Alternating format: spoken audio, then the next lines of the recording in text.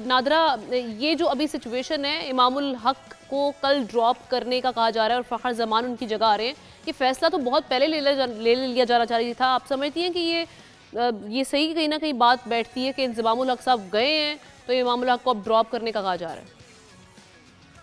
फ़खर ज़मान knee injury का शिकार थे और नी इंजरी इतनी आसानी से ख़त्म भी नहीं होती है। आई डोंट नो कि फ़खर अभी फुल्ली फिट हैं कि नहीं, लेकिन मेरे पास जो इत्तलात हैं वो ये हैं कि कल वर्ल्ड कप का डेब्यू करेंगे सलमान अली आगा।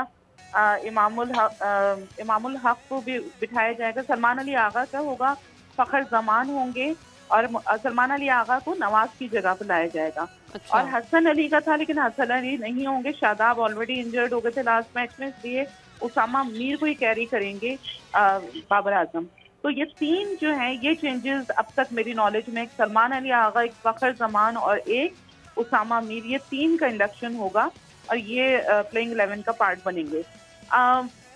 बाकी जो आप कह रही हैं कि बांग्लादेश से हमारा मैच, देखिए बांग्लादेश जो है, मैंने सुबह भी कहा था कि बांग्लादेश और हमारा जो मवाजना है वो इस तरह से दिखी कि बांग्लादेश की टीम हल्की हमारे साथ नहीं है, कई जगहों पे बीट किया है, बड़े बड़े इवेंट्स में हमें शिकस्त दी है बांग्लादेश ने।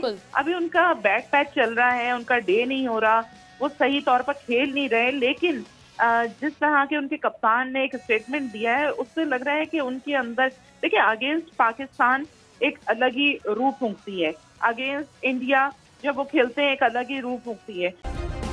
सब्सक्राइब करें और बेल दबाएं ताकि कोई खबर रह न जाए।